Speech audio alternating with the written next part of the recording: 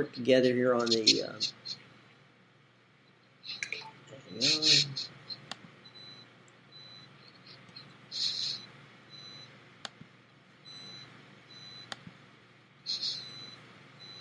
Hang on with me, Chris. Hang on.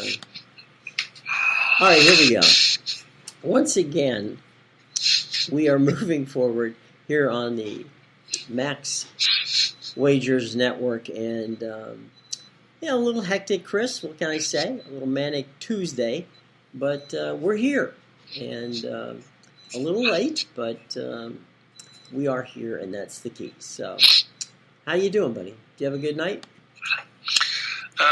Sure, why not? I mean, it was interesting to watch Furman lose on a 40-foot contested three over three guys in the SoCon final. I felt bad for Bob Ritchie's team. They haven't been in the tournament since 1980. Mm-hmm. They had a good chance. They were up by 2 with 5 seconds left. The guy, like I said, he hit a 40-footer over three guys at the buzzer to put Chattanooga in the tournament. So good for the Mocs, not so good for the Paladins. Obviously, that's the way things go in March with a lot of these mid-major conferences. Sometimes you don't get the breaks. Sometimes it's just plain crazy.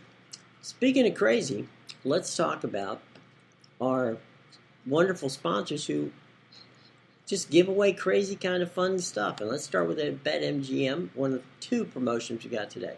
BetMGM will give you new customers a risk-free bet on your first sports wager up to $1,000. Now, any new players are the only ones that are eligible, and they must be claimed, any prizes must be claimed before 7 days, okay, after you sign up. So once you do that, now all you have to do is this. Once you create an account and make your first deposit, place any real money sports bet between $10 and $1,000, and they will match it. Okay? All right, cool. And remember that the most important thing to remember is always bet responsibly, and you have to be over 21 to participate. All right? Okay. So there you go. Now, Jim, I don't know if you saw this since you had all these technical difficulties. It's been announced that Russell Wilson has been traded to the Denver Broncos. I did not see that. Along with a 4th-round pick, Seattle is reported to get 2 first-round picks, 2 second-rounders, a 5th, quarterback Drew Lock, defensive tackle Shelby Harris, and tight end Noah Fant. So literally the only thing left in Denver is the stadium? Well, I mean, they'll still have Cortland Sutton and Tim Patrick, and they've got the running back duo of Gordon and Javonte Williams. But a big trade, I mean, now, does this make Derek Carr the worst quarterback in the AFC West? According to Scott Reichel, the answer is yes. I'll tell you what, I'm going to hold judgment on Russell Wilson with Denver. I think they think that the problem is quarterback. I don't think that's the problem with Denver. But, we'll see. I don't know. We will definitely see. I know that at least 3 teams in the NFC were all in on Russell. So clearly, they didn't want him in the NFC, which is legit. I mean, I remember back in the day when the Green Bay Packers went to Brett Favre when he demanded a trade. And they said, okay, we've got 2 teams that are really interested. We got the Bucs and we got the Jets. And so he said, they asked him, where do you want to go? He says, I'll go to Tampa Bay. And, of course, he was immediately traded through the Jets. So they wanted no part of moving him in the same conference. So there you go, boys and girls. And, of course, the other breaking news, Aaron Rodgers signing a new deal with the Green Bay Packers. I saw that one, yeah. $153 million of guaranteed money. Now, the big question coming out of Green Bay, and I'm sure that we'll have to ask Bill Bender this next week when we have him on. Do the Green Bay Packers now shop Jordan Love? They have to. And B, will anybody give the Green Bay Packers anything for Jordan Love? Absolutely nothing.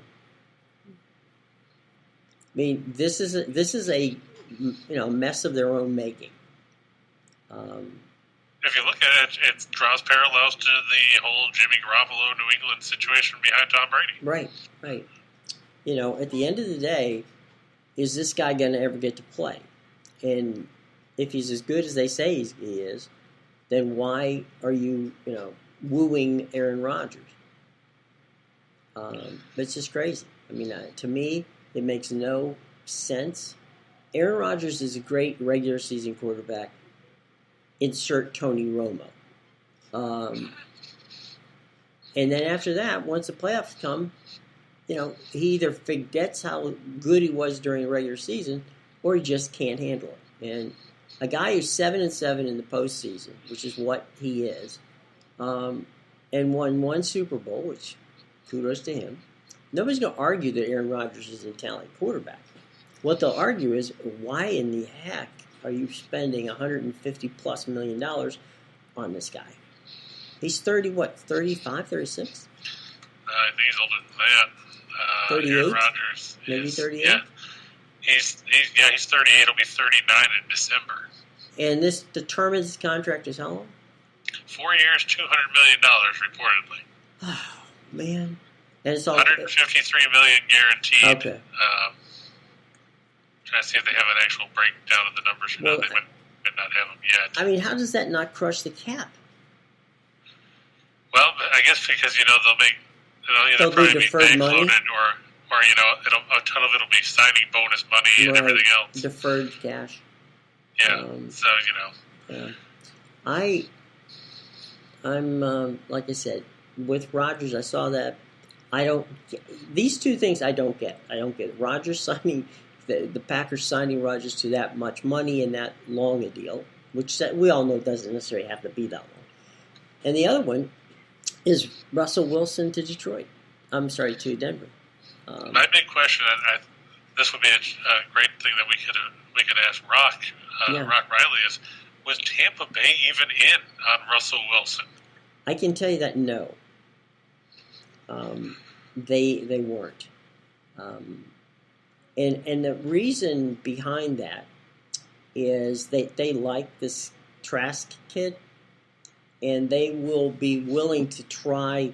Hell, they may even bring Jameis back. That's been conversation too.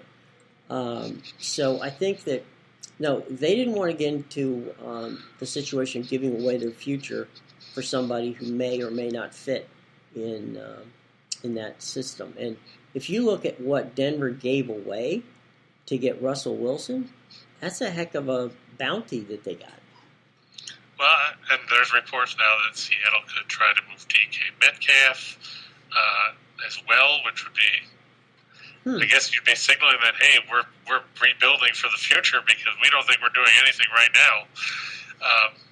I know there's been talk that Metcalf could fetch a first-rounder in return. I know that there's been reports that they've linked him potentially going to Buffalo, which would be a great pairing alongside Stephon Diggs and Gabriel Davis and those guys. Right. I don't know if I want to throw out a first-round pick, though, for a receiver when there's, you can obviously when you draft a first-round guy, he's going to be cost-controlled for the first few years. Right. Metcalf has already been around for a while. He's probably due for a new contract in the near future if he hasn't already done one. I have to look and see what. Yeah, let's see. That's his rookie contract, 4 years, $4.5 million. Nice deal when you can get it. Yeah, he's up for a new contract after this season. So I don't know if somebody will throw out a first. I mean, sure, he's still young. He's 24, but it boils down to how much money is it going to take to keep him after this season, and is that why Seattle wants to get out from under? You mean Russell Wilson? No, DK Metcalf. Metcalf. I don't know. I mean, I don't know what's going on in Seattle. I mean, Pete Carroll and that whole operation, which a few years ago was a pristine group, now can't seem to get out of their way. So yeah, that's true. I mean, you just think about some of these situations that have gone on. Like I said, Seattle's basically, I guess they're waving the white flag and saying we're rebuilding. Yeah, go watch the Mariners play. Yeah, James saying that Rodgers is staying with the Packers, he said, quote, that dude is so overrated. So apparently James agrees with your train of thought about that. I mean, you can't argue with success during the season. But if you're going to put that kind of cash out there for a 4-year deal, and 153 of it is guaranteed. Wouldn't you think that you'd want to see some results in the postseason? Yeah, I mean, you would think so. I mean, I guess they're trying to do this to try because they're like $45 million over the cap or something going into this.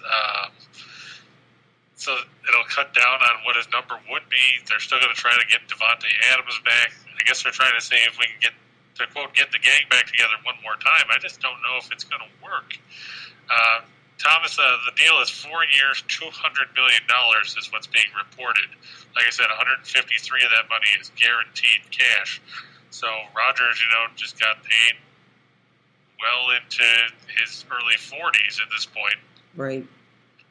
Well, okay, so Rodgers got that deal. They trade Russell Wilson.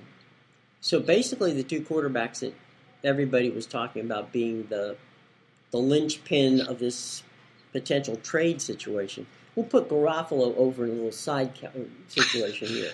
L.A. still said that when I told him that Garoppolo was going to go to Pittsburgh, he said that he'd pick him up at the airport and then, club him over the head with a slapjack and leave him in the ditch. It's possible that could happen. We are not. Let us first say, do not call us as witnesses to what L.A. says on his show. If it happens, if Garoppolo ends up in a ditch in Moon County, don't Moon Township, don't come after us.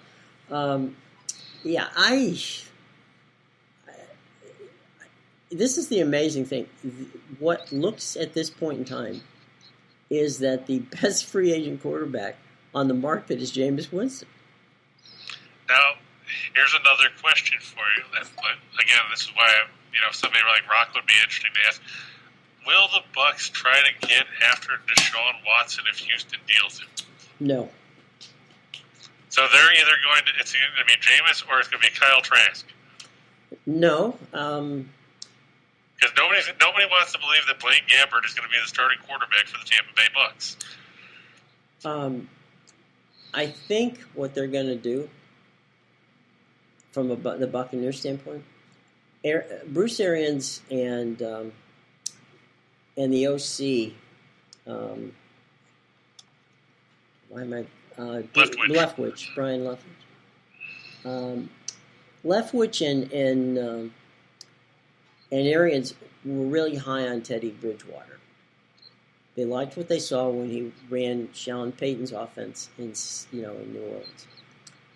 Orleans. So if I would say they're leaning more toward probably signing Bridgewater as soon as they can check his knee and see what his mobility situation is. But they didn't. I mean, I think they didn't leave the door closed on Jameis just to say we didn't leave the door closed on Jameis. I don't necessarily think Jameis is coming back to Tampa. So. And one other NFL story, because I know we've got to move on to other stuff, but it ties into what we do. Calvin Ridley, with the worst return of investment on a bet ever, apparently he claims he bet $1,500. Mm-hmm. It'll cost him $11.1 million because he's suspended for the 2022 season. Right. I asked Bill Bender about that and asked Bender what he thought, if he thought the punishment was too steep. Were they trying to send a message right out of the gate? Is this the tip of the iceberg? Are there other guys that are gambling that just weren't dumb enough to get caught? And we talked about this with Elliot yesterday too on his show, and I said, if Calvin Ridley wants to bet on football, you always talk about how when you watch TV shows that everybody's like, everybody's got a guy. Right. You can't tell me that Ridley can't find a guy that can go and place a bet for him where he's not going to be, caught, doing something stupid that's going to end up costing him a year of his career. Mm-hmm. And, who knows if the Falcons will keep him after that because of that situation. Right. No, it's crazy. It's a totally crazy situation all the way up and down. So the big running joke is Calvin Ridley's suspension sponsored by DraftKings. Well, there's an actual history here in the NFL. I believe it was 1962 when Paul Hornung and Alex Karras. Alex Harris were suspended for betting on football. They were suspended for 1 year, and both of them ended up in the Hall of Fame. So think of but it. It was a different time then. No, I'm not disagreeing with you. I'm simply saying that there was a history situation of players betting and the league suspending. It's a little more difficult for me to look at this and go, okay, NFL, you're taking $175 million in money from people like the lovely folks at BetMGM, the other folks at Caesars, DraftKings, you name it, they're taking money from them. And so now they're going, wait, one of our players would bet on football? Oh, that can't happen. And the worst part was he bet on the Falcons to win. I mean, was he just trying to burn his money? He bet on the Falcons to win? Yeah, I would have him drug tested. He bet 3, 5, and 18 parlays, and the Falcons to win was part of it. I would have him drug tested. I just, that just doesn't fly with me. Maybe, I don't know. AJS asked, when's Ridley going to be on the show? Well, we've probably got a better chance of getting Jerry Glanville on. Yeah. He's someone who would, clearly looks like he's going to be available. So that's not a problem. And John points out a valid point. Calvin Ridley gets a year for gambling. Pete Rose banned for life. Don't get me started on the Pete Rose thing there. I honestly think Pete should be in the Hall of Fame. It's not the Hall of Nice. It's not the Hall of, there are characters in there that are far worse, have done far worse things than Pete Rose did. Are you talking about Ty Cobb? Well, I don't want to mention any names, but Ty Cobb Ty Cobb's dead. I don't think he's listening yet. You never know. These things, I watched X-Files for many years. You just never know what's happened. Look, what can I say? At the end of the day, Bart Giamatti, who might have been the worst commissioner in history, I don't know. Followed by Faye Vincent. Yeah, Faye Vincent's right there. The Dowd report, the whole routine, all of it happened after he played on the field. Okay. Put an asterisk, put whatever you want. But the fact of the matter is, there's more, if you've ever been, and those of you have, I strongly recommend taking a trip. If you've ever been to Cooperstown, there's more Pete Rose memorabilia in the Hall of Fame for what he did during his time as a player. The only thing he's missing is a bust. Right. He's got more stuff in there than pretty much any player other than, say, a Babe Ruth. So, I don't know. Maybe someday they'll play baseball again, but doesn't look like they're in a rush at this point in time. So, all right, I guess we should get to the things at hand, right? Yep, I see everybody talking about St. Mary's Gonzaga. I didn't cover that game on here just because of the fact that by the time I finished writing up that game, it was about 2. St. Mary's didn't play Gonzaga last night. No, they're playing tonight. Oh, okay. In the West Coast title game. Because I saw Gonzaga play. Gonzaga played San Francisco. St. Mary's got by Santa Clara to set up the title game. Mm-hmm. St. Mary's is a 13-point underdog. I would take the points. Gonzaga tends, when they play good basketball, they play good basketball for a half, and then they coast in the second half, and they lead to a lot of backdoor covers. We saw that yesterday. They were up 20 at the half against San Francisco. They got lackadaisical in the second half. The Dons cut it to 8 with under 2 minutes to go. They got sloppy. Yeah, they did. And that's what they do. And in this one, when it comes to that, St. Mary's is a very good defensive team. Let's not take anything away from Randy Bennett's group. Though they tried giving away the game yesterday against Santa Clara, they were up double digits, and then all of a sudden, under 20 seconds to go, Tommy Coos misses a jumper. Santa Clara's got the ball down 1 with a chance to win it, but Logan Johnson came up with a block and then knocked down a couple free throws to secure the win. But still, I would take St. Mary's with the points. Gonzaga may well end up being the number 1 seed in the NCAA tournament, but double digits against a team like St. Mary's, If this was in Spokane, maybe. Definitely not if it was in Moraga, which is St. Mary's home, and definitely not on a neutral floor. Mm-hmm. I mean, Mark Few's going to have to get his team to play 40 straight minutes as opposed to just playing, halves of games. Mm-hmm. But well, to your point last night, I mean, I watched the game, and to your point, they looked really good in the first half. They were, basically making a very talented, San Francisco team look silly. And San Francisco didn't help themselves. But at the end of the day, if you turned it off at halftime, you'd have thought, well, Gonzaga just blew these people out the door. Yeah, you would have thought Dick Vitale going, Blowout City! Right. Blowout City, baby!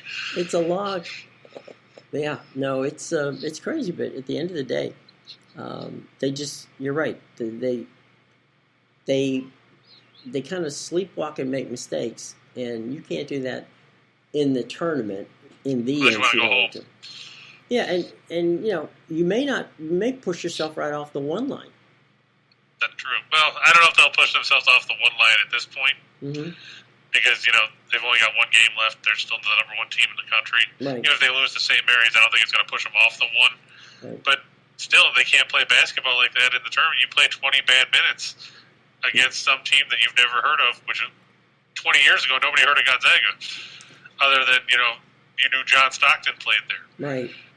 But, you play 20 bad minutes of basketball, and then all of a sudden you're out of the tournament going, what the hell just happened to us? We were the number one team in the field, mm-hmm. and we just got beat by, insert random team here.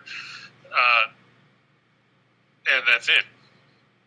And, what the problem with Gonzaga is they get a lot of guys, like Chet Holmgren's probably going to be a one and done. Mm-hmm. Bolton was a grad transfer, I believe. He'd played at Penn State and Iowa State before. Nemhard is mm-hmm. near the end of his eligibility, so Mark Few's going to have to reload again, and we'll probably see a whole bunch more of guys that'll be around for a year. That's what I think about a lot of mid-majors at Gonzaga. It used to be like that. You'd have guys that came in and they'd play 3 or 4 years. Mm-hmm. Now it's, you're here, you blink, you're gone. Well, but in this one, yeah. a rare time that we talk about the ACC. I was going to say, that must be a misprint. We're talking about the ACC up here. No, it's just that NC State is so bad, I can't trust them for anything. And I don't really like Clemson, even though I live, within spitting distance of it, really. I don't like Clemson for anything other than, when they win and I get 50% off pizza or something. Mm. But it's a first-round matchup. I don't think either team's going to go any further than tomorrow in the ACC tournament, but I like Clemson here. Tigers, slightly above average offensively. They shoot the ball fairly well. 141st in threes. They shoot a 36.7% clip from three-point range. They shoot well at the free throw line. NC State is awful defensively. 321st in scoring defense at 75.8 points a game. 344th in field goal percentage defense at 47.4%. 319th in two-point defense at 53.2%. 320th in three-point percentage defense, 36.3%, and they get killed on the glass. They're 1-8 in their last 9 after an ATS loss. They're 1-8 against the spread in their last 9 as an underdog. That wasn't bad enough. The Wolfpack 0-7 against the spread in their last 7 against teams with a winning record. Clemson 4-1 against the spread in their last 5 neutral site games as a favorite, and 9-3 against the spread in their last 12 neutral site games overall.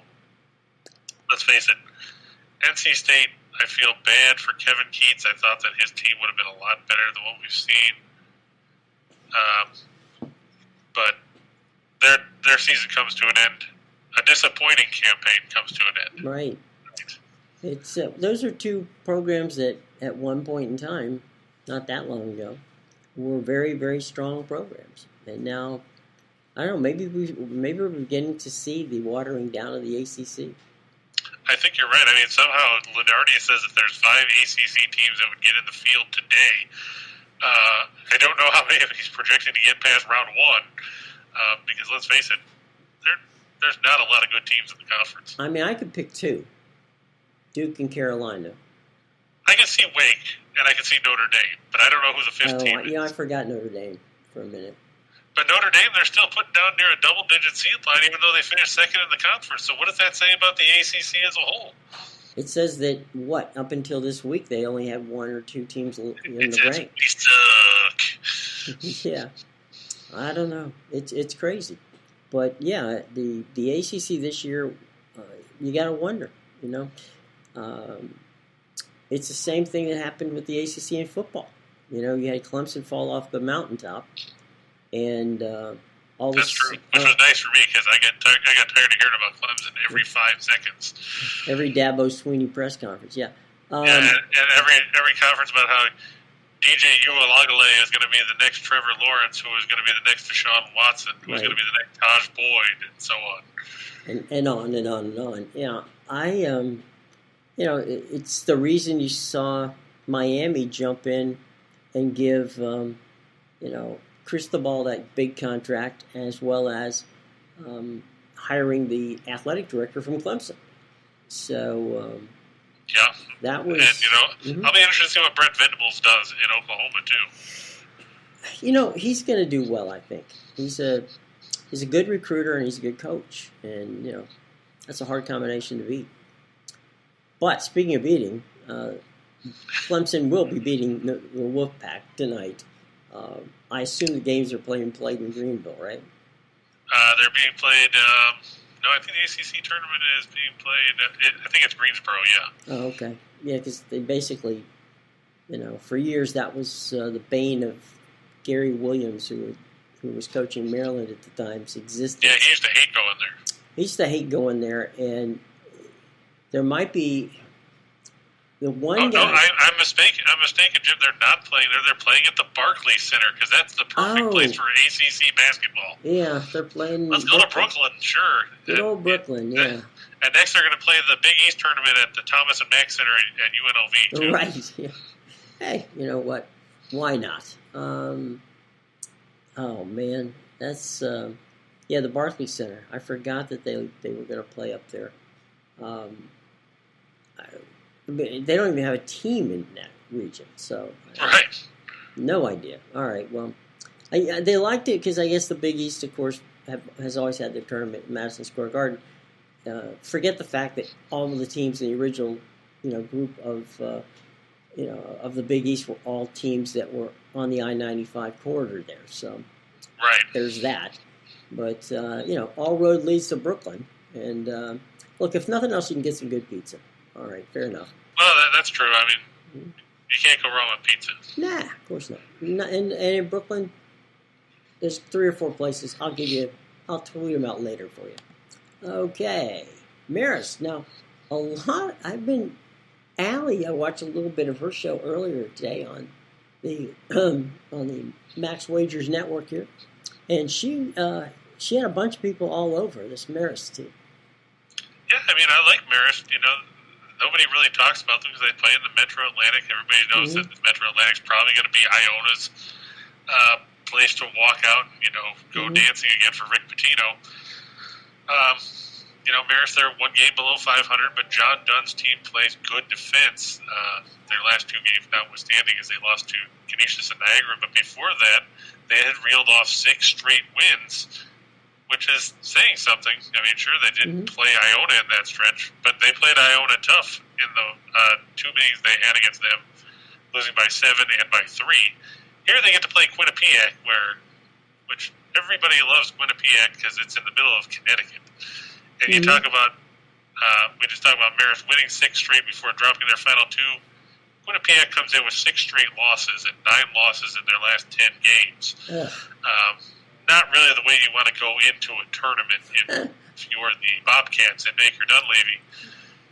Quinnipiac, they're mediocre defensively. They're 268th in scoring defense, 210th in field goal percentage defense, 310th in threes allowed, and they are terrible in 3-point defense at 36.8%.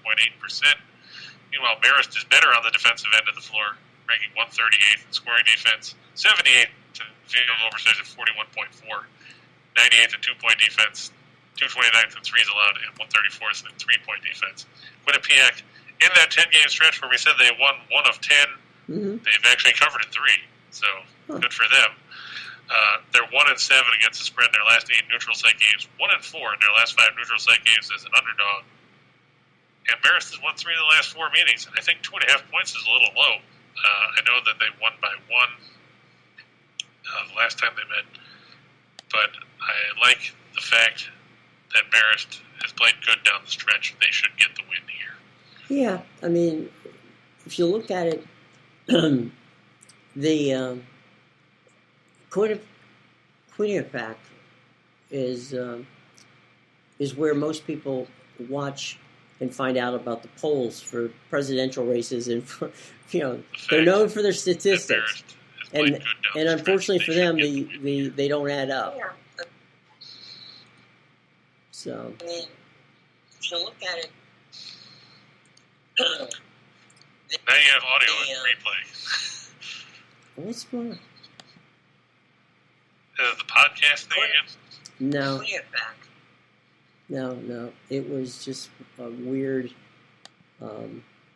thing popping from another computer. So. Oh, and Steen wants to know if we're actually set up in the W&W setup, because I don't know if he's having issues or not. He should have. I transferred all their stuff over, so he should have everything he needs. Okay, I'll let him know. When you went in there, it was everything you needed, right? Yeah. Okay, I just couldn't get in. Okay, so makes sense. Okay, just was in there all morning today, so not that you guys need to know this, okay? But we're just sharing a little of our starting up our network, and sometimes when you start something. It takes a little time. So bear with us. We'll get this straight. And the Bobcats are going to have trouble. So yep, they're going to go home. They're going home. All right, well, time to go to the ice. And, oops. Oh, did I click? Yeah, there we go. Go ahead. I'll keep my hands off. There you go. Real My quick, hands Thomas are up. is asking about Delaware and UNC Wilmington.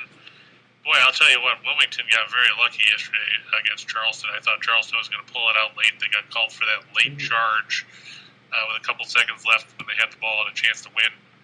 Delaware played well against Towson. I know we talked yesterday that I thought Towson was going to win. Allie thought Towson was going to win. I thought they were going to win.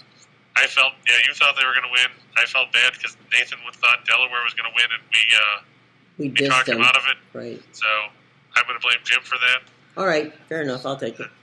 But I like the way Delaware's played basketball of late, at least in this tournament. I mean, I didn't expect them to be here, and I still think UNC Wilmington is due to regress. They have terrible offensive metrics when you look at them. I don't know how in the world they've won so many games when you get right down to it. But no, I'm going to stick with the Blue Hens here. I know they're given a couple points, but momentum is a fickle thing, and right now, after that game against Towson yesterday, Delaware, put the boots to them, and they beat Drexel before that. I like the fact that Delaware figured things out. I'll give the 2.5, and I'll take them. I can't trust UNC Williamson on the offensive end, or Wilmington, I should say, given the fact that they're middle of the road in scoring offense, but they're 292nd in field goal percentage at 41.8%. That just doesn't move the needle. And defensively, they're 259th in field goal percentage and 336th defending the three. Meanwhile, Delaware likes to shoot from out there, and they're very effective on the offensive end. Mm-hmm. I think that the Blue Hens will get the victory in that contest. Well, let's go back to the ice. We got the Avalanche and the Devils. Yeah, we talked about the Avalanche yesterday, and we talked about Barry Trotz and the Islanders. I don't know if you saw any of that game, Jim. It was 1-1 after 2 periods. That doesn't surprise me. And it ended up 5-4. That surprises me. You would figure if the Islanders scored 4 points, if they scored 4 points, they would have won by a bunch. Yeah, but Colorado scored 3 goals in 2.5 minutes, and then they had to hang on late. But, that was Pavel Francouz in net. It's supposed to be Darcy Kemper, 27-6-2 with a 253 goals against, a 918 save percentage, 3 shutouts against Nico Dawes, who's a whopping 4-3 with a 271 goals against, 908 save percentage for New Jersey. Colorado, second in the league in goals per game. They're 12th in goals against. New Jersey, middle of the road when it comes to offense. And they are 26th in goals against at 3.54.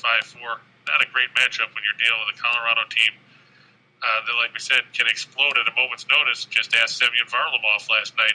Right. In that third period, 4 goals got torched. Turned the game right around.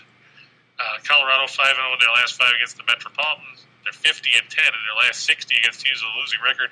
And unlike some teams, looking at you, the Houston Rockets, they don't care if they're playing the second game of a back-to-back. They're 11-1 in the last 12 such situations, which is pretty darn impressive when you get right down to it, especially with the physicality involved in the sport of hockey. Meanwhile, New Jersey 5-14 in their last 19 against the West. They're 16-45 in their last 61 as an underdog. They're 13-39 in their last 52 on Tuesday, and the Avs 27-1 in their last 28 meetings with the Devs.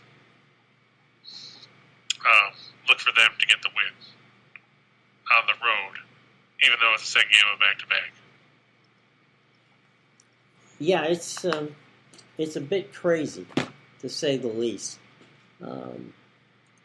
But, this is a game that Colorado shouldn't even, be breathing heavy against New Jersey. Right. You would hope not, anyway. Yeah.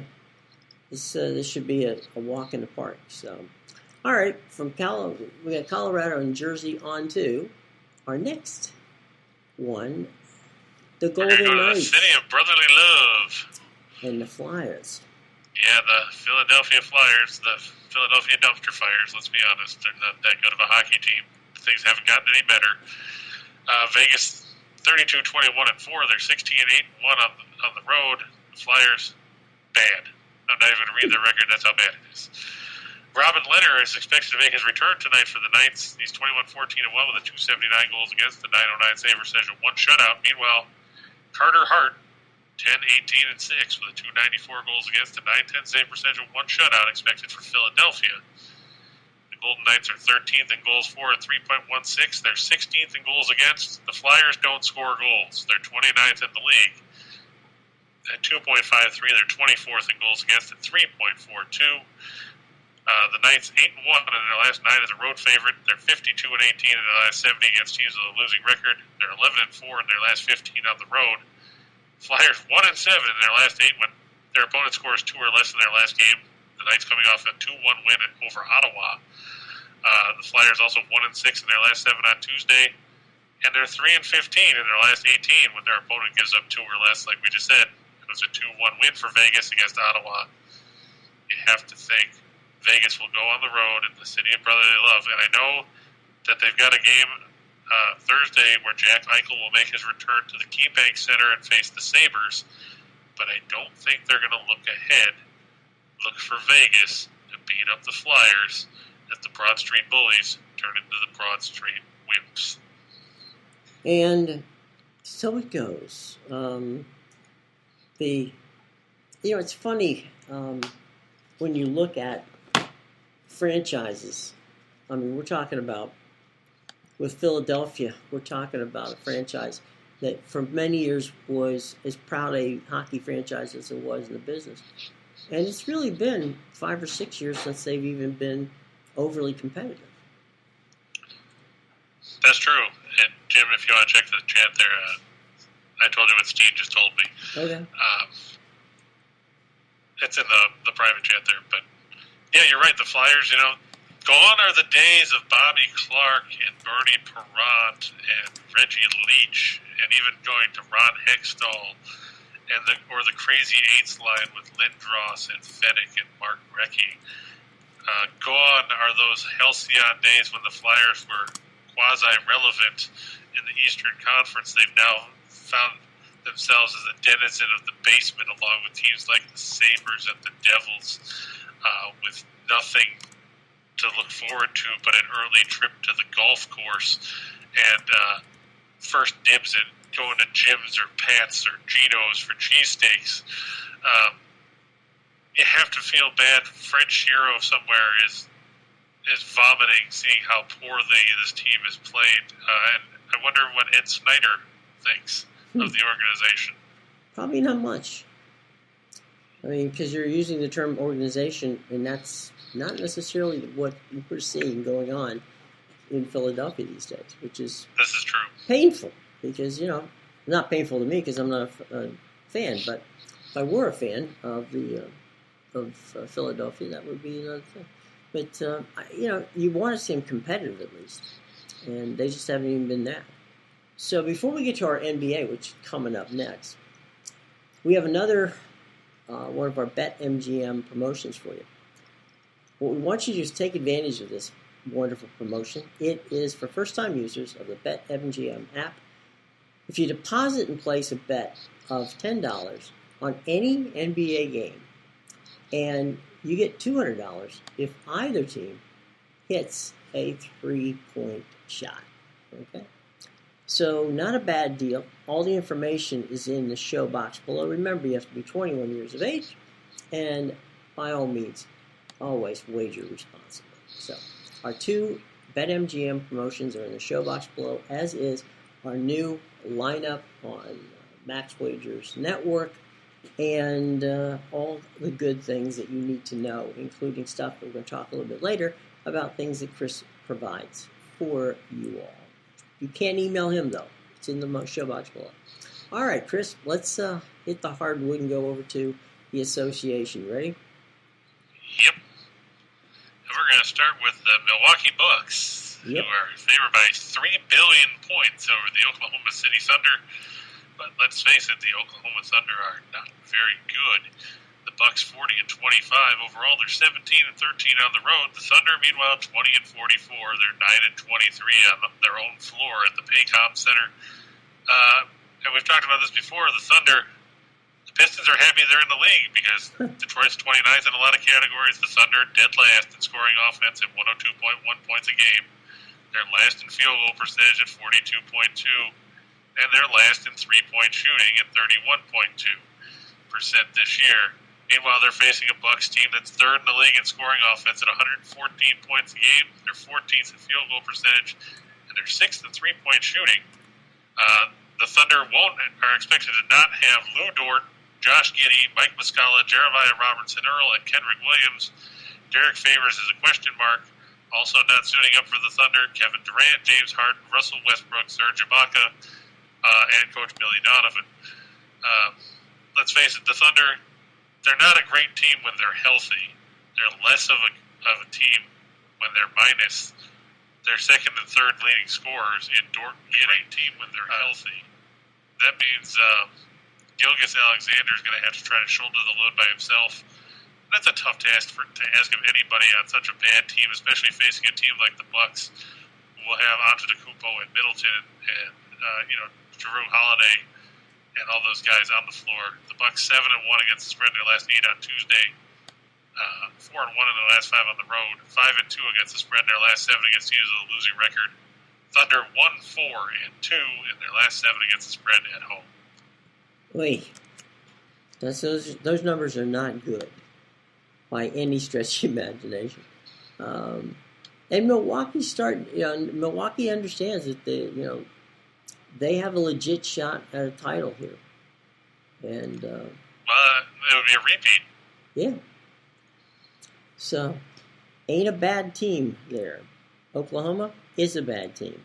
So, there you go. Where we going next, boss? We're going from Oklahoma to Memphis. Now, we've lived in Memphis. So that's pretty much, we love the Grizz.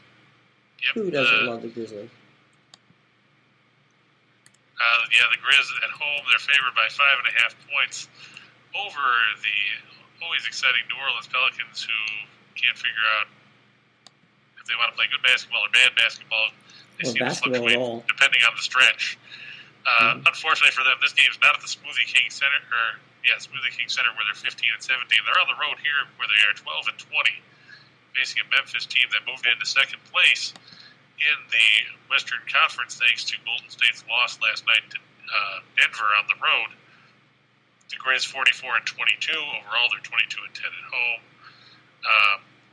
Pelicans 22nd in scoring offense at 107.7 points per game, 23rd field goal percentage, 27th in three-point shooting. Meanwhile, Memphis, fourth in the league and scoring at 113.9 points a game. Despite being middle of the pack in field goal percentage and struggling from the perimeter, Memphis 8-0 against the spread in their last 8 on Tuesdays, 7-1 against the spread in their last 8 at home against teams with a losing road record. 8-1 against the spread in their last 9 after an ATS loss, because they lost to the Rockets the other day. You figure that one out. 7-1 against the spread in their last 8 after a straight-up loss, and 6-1 against the spread in their last 7 at home. Memphis, -5.5. I'm surprised the line didn't move up any. I know everybody's excited about C.J. McCollum in New Orleans, but you still got to stop Ja Morant, and nobody's really done that lately outside of Boston. And I got news for you. Breaking news for all you people out there that watch basketball: New Orleans is not Boston defensively. Not by any stretch of imagination. And the Grizzlies have they exceeded your expectations, you think, this year? Oh yeah, I didn't expect them to be where they are right now. By far, I figured they'd probably finish around maybe a couple games over 500, maybe somewhere in that 45 to 47 win range. I mean, we're sitting here with 16 games to go, and they've got 44, so they're probably going to end up in the low to mid 50s. I would imagine, as far as wins go. Taylor Jenkins, he's got to be a front runner for Coach of the Year with what he's done with that team. Especially when you figure Dylan Brooks hasn't played since, I believe, late January. Right. And that's a big piece of their rotation. But they get guys that step up, and that's important. It's especially the league. It's a league of attrition, basically, because somebody goes down and you got to have somebody to step up, or you just crumble like we've seen teams like the Clippers and the Lakers do this season. And Memphis just rolled along, kind of like the Heat. Going along to get along. So, all right, there we are with the Grizz and New Orleans. Let's take a beat here, and let's talk a little bit about somebody we all know and love, and that, of course, is our own Chris King. And, when they call the show Just Parlays for a reason, and that's because Chris King is the king of parlays. Now, you can get Chris's best parlays to bet each day. Every day, Chris will send you to your email box. Well, let's clarify. I won't do it. Somebody else. Yeah, I'm getting there, Chris. Hang on, buddy. Hang on. Don't slow the roll here. Here we go. Chris through the company will send you his best parlay tickets ready to play, usually made up of a 1, a 2, or a 4 team, or even greater wagers. Now, not everybody's going to win, we know that. But playing the odds, Chris keeps things very profitable.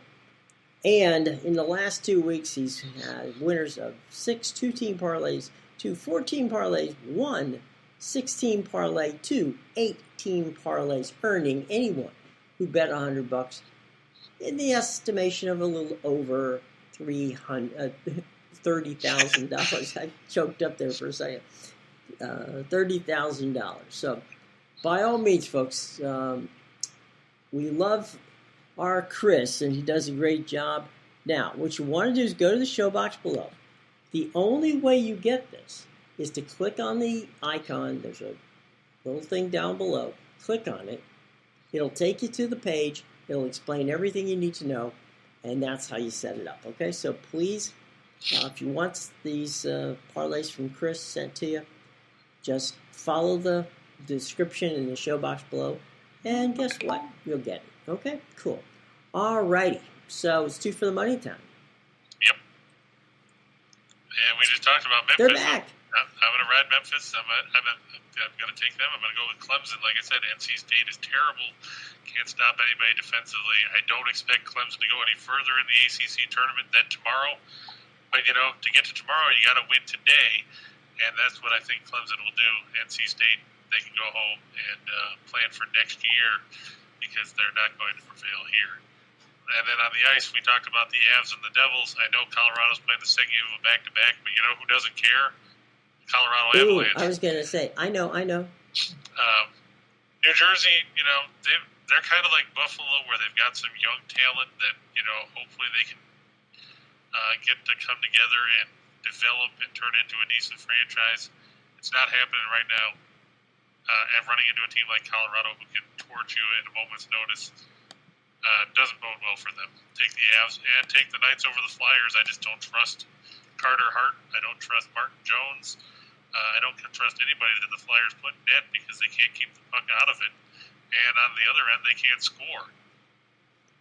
So there's no reason to trust Philadelphia.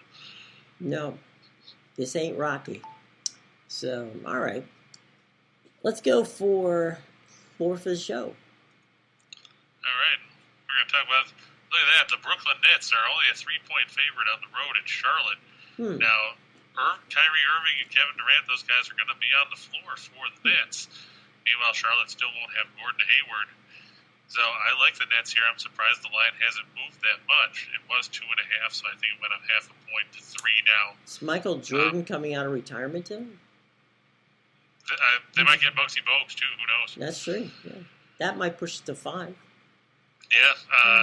In Conference USA, I like the UTSA Roadrunners over Southern Miss. Southern Miss has just been an awful basketball team. Things aren't going to get any better for them here. You look at the fact that they come in a whopping 6-25. They've lost 14 straight games. They've lost 17 of 18.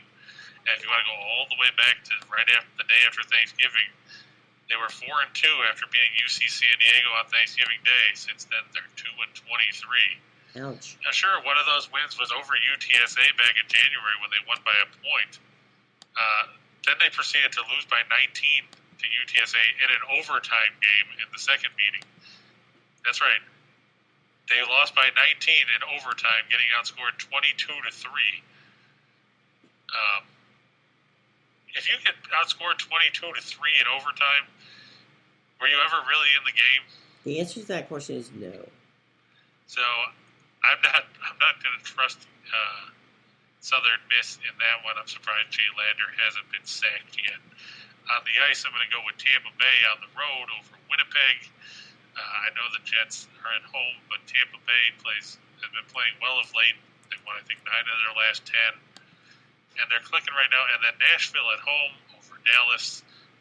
This is one of those games where these two teams are chasing each other in the standings for the playoffs. Going into tonight's action, just see where they are. Let's see.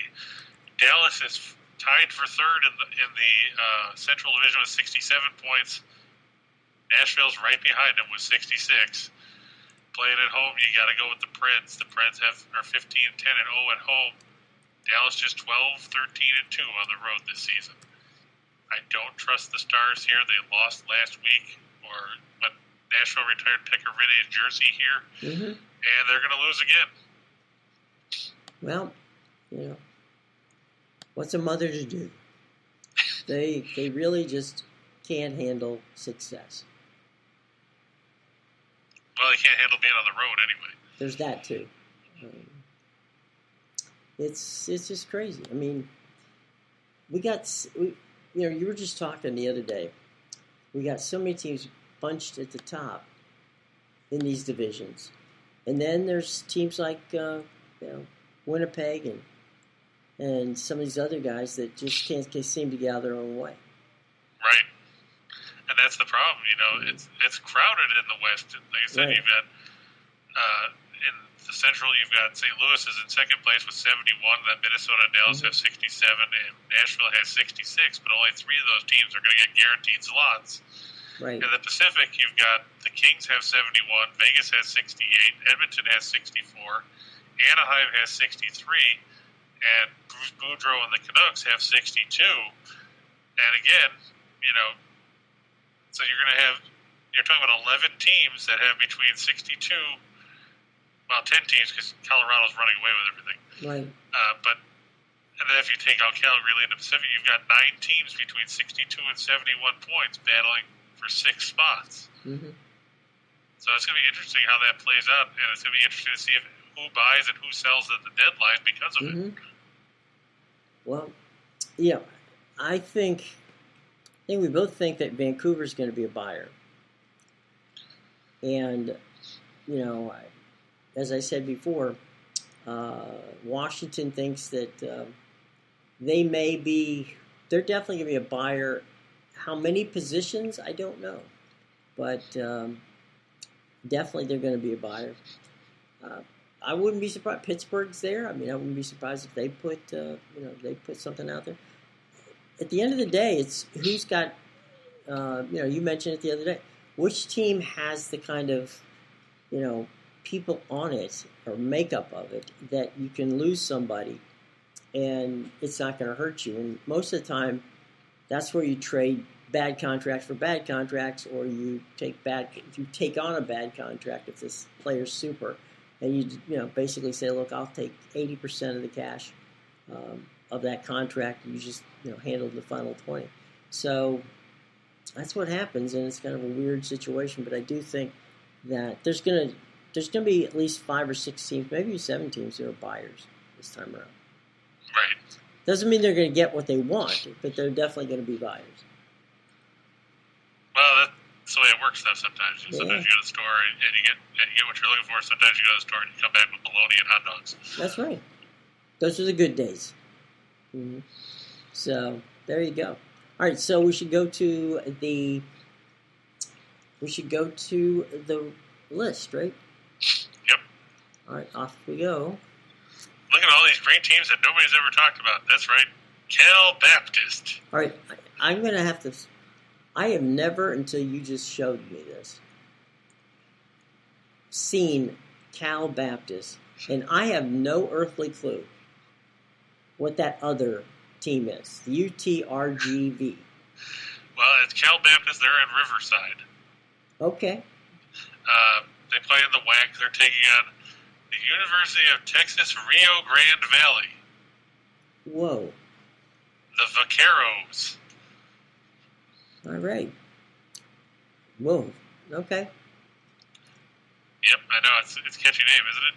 It just shows you that when we get into these small conferences, there's a lot of teams that nobody's ever talked about or heard of. Well, this is a Rio first Grande for Valley me. is one of them, because why would you? Well, this is a first for me because I can honestly say it's the first line you've put up there since we've been working together where I didn't know at least one of the teams. And Yeah, no Rio Grande Valley is in Edinburgh, Texas. Okay. Wow. Okay. Coach Matt Finger, they're 8-22. They finished 3-15 in the WAC. Their season's going to come to an end, so we don't need to talk about them anymore. Right. FIU, I know, and Marshall. Yeah, I like FIU getting points here. Marshall just didn't impress me this season. They've run and they run and they run, but they don't play defense. And FIU has a pretty decent offensive attack where they can put up some points. Jerry Ballard's team, I know they stumbled down the stretch. They lost their last 4, but they beat Marshall twice. So I'm surprised Marshall's favored. But I'm going to go with FIU here as they get a victory in that one. Moving on, Utah Valley, another team from the WAC, coached by Mark Madsen. Hopefully he won't break out his horrible dance moves like he used to do at Lakers championship celebrations. Mm-hmm. They're playing Chicago State. The one time we talked about Chicago State before was when they played IUPUI in that rock fight back in December. They barely beat IUPUI. That's all you need to know about Chicago State. They won't be beating a Utah Valley team that's actually relatively decent. In Jacksonville, the Dolphins getting 3 points without Artis Gilmore as they go to take on Bellarmine in the Atlantic Sun Tournament Final. Interesting thing about this one, Jim, if Bellarmine wins, they're not eligible to go to represent the conference in the tournament because they're still new. So if Bellarmine wins, it'll be Jacksonville State earning the automatic bid as they were the regular season champion. I'm hoping that Jacksonville can just save everybody all that aggravation and get in themselves by winning. They knocked them out, yeah. In the NBA, Cleveland favored by 3 over Indiana. That line's actually gone down. It was 5 yesterday. Latest blow for the Cavs, Jared Allen out with a broken finger. But I still think they have enough to beat Indiana. The Warriors, like I said, they played yesterday, and we told you they would lose to Denver. That game was a track meet despite hardly anybody playing that anybody's ever heard of. But, what that means is Curry and Thompson and all those guys are rested because they didn't play in yesterday's game. Right. The Clips, they still don't have Paul George and Kawhi Leonard and company. They're buttling along, but they just got pasted by the Knicks the other day, so I'm not going to have faith in anybody to get pasted by the Knicks. The Suns are only favored by 6 over Orlando because they won't have Cam Johnson or Devin Booker or Chris Paul, but, they still have DeAndre Ayton and Jay Crowder and some other guys, and I'll take those guys over Orlando's guys pretty much any day of the week. Heck, you could trot out the water boy and the towel boy for the Suns. They'd probably still be favored over Orlando, even with the game at the Amway Center. On the ice, I'm going to go with the Blues over the Sens. That game at the Enterprise Center in St. Louis. The Red Wings over the Coyotes. Let's face it, Detroit struggled keeping the puck out of their net lately, but Arizona can't score. So Detroit should come up with the win. And in what should be a really good matchup between two of the top teams in the East, I'm going to go with the Penguins at home over the Panthers. Florida played yesterday against Buffalo, rolling to a 6-1 win. But they might be a little heavy-legged come the third period.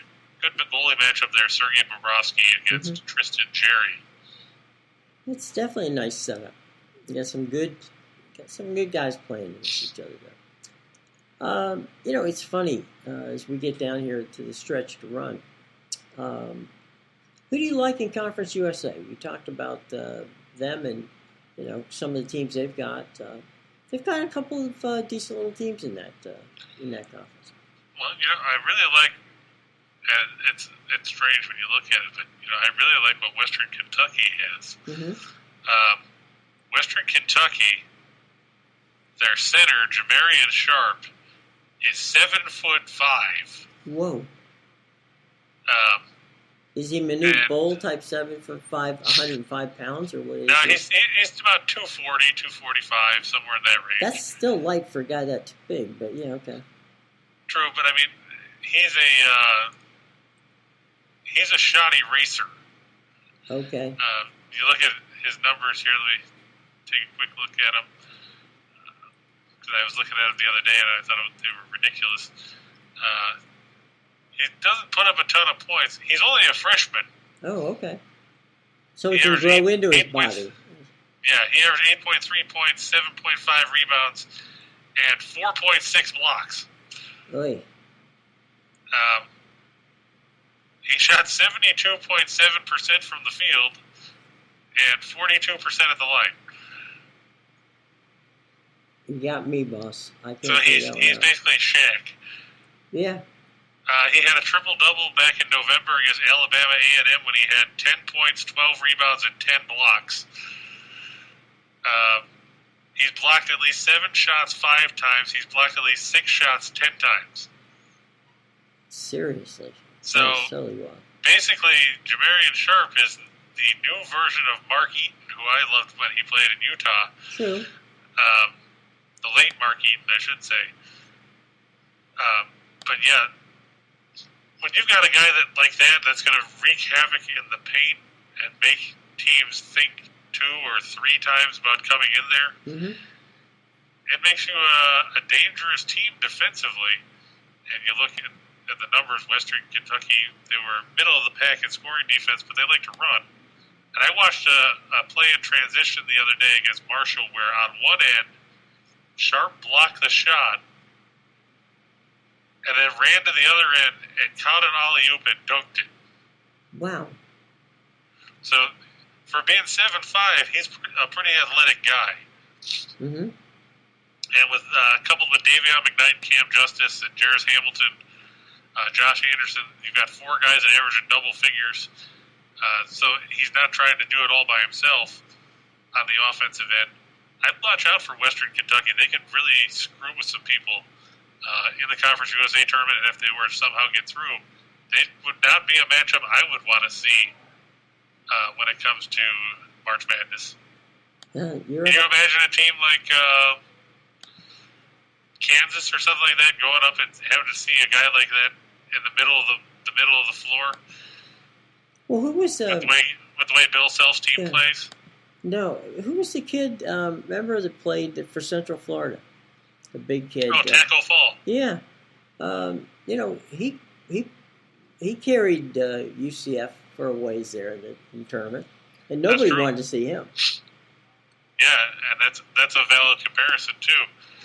Fall obviously, had a good career. They battled Duke right down to the wire his last season. So yeah, I mean, you can if you're going to get a hold of Andre the Giant, you hang on to him. They don't grow those guys on trees. Well, he is a tree technically, so yeah. There you go. There you go. And what was I going to say? Oh yeah, the rematch of Mount St. Mary's and our buddies at Gonzaga should be a good rematch. And I it should be. The other one I'm looking forward to tonight is South Dakota State. Can they remain unbeaten in the Summit League as they go to the Summit League title game against North Dakota? North Dakota prevailing yesterday over Oral Roberts. South Dakota State, we said they were going to roll over South Dakota.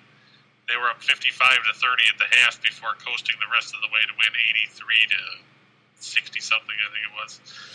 I don't mind. A lot of times coaches in tournaments like this, what they do is if they do get up by 20, they'll, start substituting guys in, knowing that the next day they're going to have to play another game. So exactly. So, these point spreads in some of these conference games you got to be careful of because, as Chris, as you said earlier, right, against San Francisco, they basically, first half didn't even look like San Francisco was on the court. Right. I mean, there was 9-0 in the blink of an eye. Yeah. And they were turning the ball over. They were doing everything right. And you're looking at them going, man, this is a good time for San Francisco to get it back on the bus and head back, to California. But they play two halves in these tournaments, and who came up with that brilliant idea? Yeah. I don't know. We used to joke when I used to do Cavaliers basketball that the Cavs had a great record at the end of 3 periods. Unfortunately, you have to play 4. So we ran into Commissioner Stern one day, and I asked him, I said, Commissioner, I have a request, who do I give it to? He goes, what is it? I said, it's about changing the time of your game. He goes, well, 7 o'clock is usually a pretty good time. And I said, no, not the tip-off time. Here in Cleveland, it'd be good if we could just only play 3 quarters. He goes, no, that doesn't work. You got to play 4. So I'm like, okay, well, fair enough. Always a funny man, Mr. Stern. So. Yeah, but he did a good job putting the league on the map, even though, there's still controversy over the whole, draft lottery with Patrick Ewing and everything else. Yeah. And I think that'll rage on forever. Yeah. I will, we had a situation where Evan and I wrote a book on David, and he was quite a character, and for me personally, I think he probably was the smartest commissioner in all of sports. If you look at what he did with the television deal, where he got the TV. It's on linear, meaning now at one point it was on NBC, now it's ABC. And he got the deal with he was the first league to sign a long-term contract deal with a national cable, operator. And, it goes on and on and on. I mean, from his standpoint, what he did with taking the Dream Team over to Barcelona and creating what in essence is a world brand. It's all, that's the genius that was David Stern. And he was usually the smartest guy in the room, and as I once told him, the key is not only are you the smartest guy in the room, you're the smartest guy in the room. So no false modesty on David's part, but that's okay. As the old saying goes, the late Paul Bear Bryant used to say, it ain't bragging if you can do it. And That's true. You know, in the case of Stern, he could do it. So no doubt about that. All right. Any final thoughts before we edge on out of here? And you can catch up to our buddies at back at the window with Scott and Scott. I think we probably held them up long enough. They'll get their chance. All right, gang. It's been fun. We will see you tomorrow. Same bat time, same bat channel right here on Just Parlays. Take care of yourself. And for Chris and I, we will see you tomorrow at 2.